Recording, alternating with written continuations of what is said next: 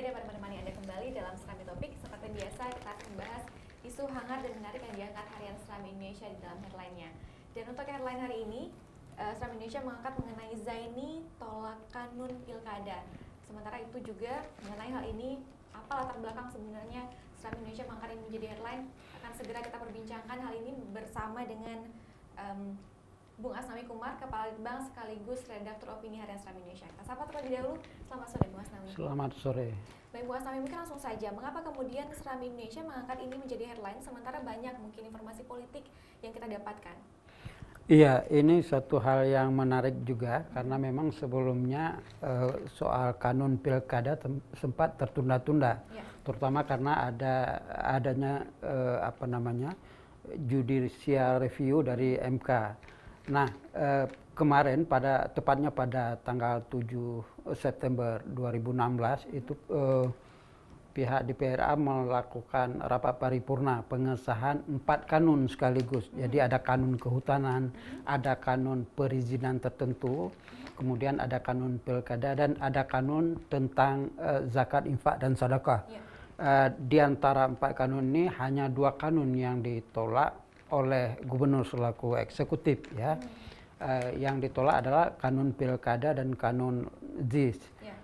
Alasan penolakan karena memang dalam pembahasan sebelumnya sebetulnya antara tim eksekutif yang hadir membahas soal rancangan kanun bersama dengan Badan Musyawarah Dewan itu sudah menyetujui beberapa poin, tapi pada saat pengesahan justru apa yang sebelumnya sudah disetujui diubah lagi. Jadi itu yang menjadi alasan pertama mengapa kemudian Gubernur Zaini Abdullah menolak kanun pilkada. Demikian juga dengan kanun zakat, infak dan sedekah, di mana kewenangan perekrutan dari kepala Baitul Mal ini nanti akan lebih besar berada di pihak DPRA.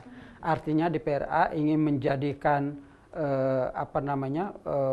kepala Badan Baitul Mal ini seperti misalnya dalam proses seleksi komisi-komisi, seperti misalnya komisioner penyiaran dan lain sebagainya. Padahal kita tahu bahwa Baitul Mal ini bukanlah lembaga ad hoc, bukan komisi, tapi dia merupakan badan yang sekarang memang langsung berada di bawah pemerintahan Aceh.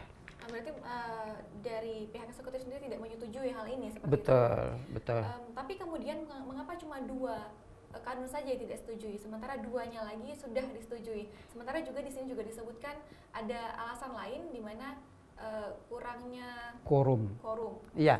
Seperti apa? Iya, mestinya itu kan alasan dari Ketua DPRD mestinya kalau itu dianggap rapat paripurna DPRA kemarin dianggap tidak quorum, mestinya bukan 2 kanun yang ditolak, tapi seharusnya semua. Dengan alasan yang cantumkan seperti Betul. Kita tahu bahwa quorum sendiri sebetulnya ada 2, ya. Ada quorum yang pertama itu sampai 2/3 jumlah anggota dewan itu hadir.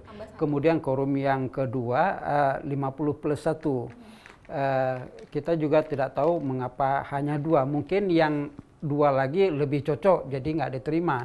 Tapi di situ juga tentunya tidak tepat kalau penolakan ini dianggap tidak memenuhi quorum, karena menurut alasan Ketua DPRA sendiri pada saat ingin keempat kanun ini disahkan itu juga ada pernyataan dari sekretaris DPRA yang menyebutkan bahwa sidang paripurna tersebut sudah memenuhi quorum.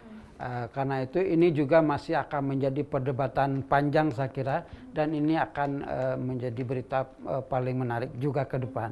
Baik, apa tanggapan dari Ketua DPRA sendiri terkait dengan penolakan dari Gubernur terkait dengan 2 kanun tadi, Bu?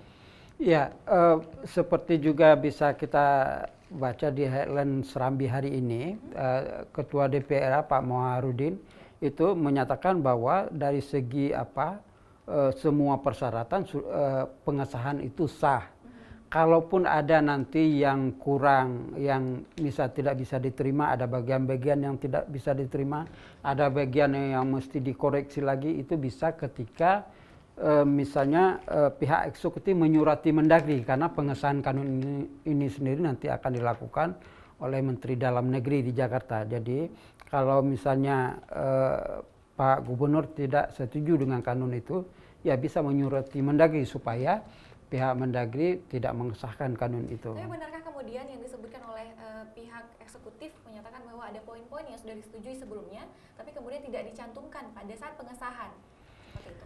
Ya, itu terbukti dari ini seperti keterangan dari Gubernur sendiri yang dalam hal ini diwakili oleh asisten satu ya Pak Muzakar, yang menyebutkan misalnya dalam kanun pilkada yang disahkan kemarin pihak Dewan tidak mengakomodir, tidak memakai misalnya hasil putusan yudisial review Mahkamah Konstitusi. Padahal kita tahu bahwa dalam yudisial itu ada sebelumnya memang digugat pasal itu, digugat, tapi kemudian dibenarkan. Dalam pengesahan kemarin justru itu tidak dicantumkan. Kemudian ada beberapa pasal, misalnya ada beberapa kalimat seperti misalnya seorang gubernur petahana harus mengundurkan diri dari partai politik minimal 3 bulan sebelum. Itu kemarin dipakai lagi yang hal seperti itu. Jadi hal-hal itu yang dianggap tidak sesuai dengan hasil pembahasan pertama, sehingga pihak eksekutif menolak 2 kanun yang disahkan kemarin. Baik, bagaimana lanjutan dari ini, Bung? Informasi selanjutnya seperti apa yang akan kita terus kejar? Ya, kita melihat ini akan terus berlanjut seperti saya ungkapkan di awal tadi bahwa ini akan menarik. Karena memang sejarah tidak sejalan antara Dewan dan pihak eksekutif itu sebetulnya dalam pilkada lalu juga seperti ini. Kita tahu bahwa dulu pernah pada saat Gubernur Irwandi tidak pernah mau menandatangani satu kanun yang telah disahkan oleh Dewan. Ini juga seperti itu. Kita melihat dalam hal ini antara eksekutif dan legislatif sepertinya ada kepentingan masing-masing. Keduanya yang seharusnya bisa sejalan ternyata tidak. Karena itu ini terkait dengan menuju Pilkada 2017 ini. Oh iya, pasti. Karena itu kita akan terus memantau perkembangan dari berita ini. Barangkali kita bisa akan tahu persis nanti pada saat draft kanun yang sudah disahkan kemarin itu diajukan ke pihak Mendagri, dan kita di situ bisa nanti melihat bagaimana reaksi Gubernur selanjutnya terhadap kanun yang disahkan kemarin. Baik, menarik sekali sebenarnya jika kita perbincangkan mengenai isu politik terkait juga menuju Pilkada 2017. Sementara juga di sini selain mengenai Zaini tolak kanun Pilkada, banyak informasi mengenai politik sebenarnya menuju Pilkada 2017. Di sini juga menampilkan mengenai Panwasli akan kaji ulang ijazah Abu Syi. Kemudian juga ada Sulaiman Abda belum diganti Saleh menggugat. Tapi terkait dengan menuju Pilkada, Bung, Panwasli akan kaji ulang ijazah Abu Syi. Bagaimana sebenarnya informasi ini kita dapatkan, Bung? Ya, kita tahu bahwa ada beberapa kandidat yang maju, kan syarat pendidikan menjadi salah satu syarat bakal calon untuk bisa maju ke Pilkada ini. Ya. Jadi banyak para calon itu umumnya mengantongi ijazah dari daya, dari pesantren. Jadi ini yang akan dikaji nanti pesantren tersebut, misalnya beroperasi secara benar apa tidak, kemudian yang bersangkutan hadir sebagai santri atau tidak, jangan-jangan hanya tentang keabsahan ijazahnya. Betul, jangan-jangan hanya bahwa yang bersangkutan tidak nyantri di situ, tapi kemudian karena memang terkait dengan ingin maju dari pilkada datang ke daerah yang bersangkutan hanya minta ijazah saja.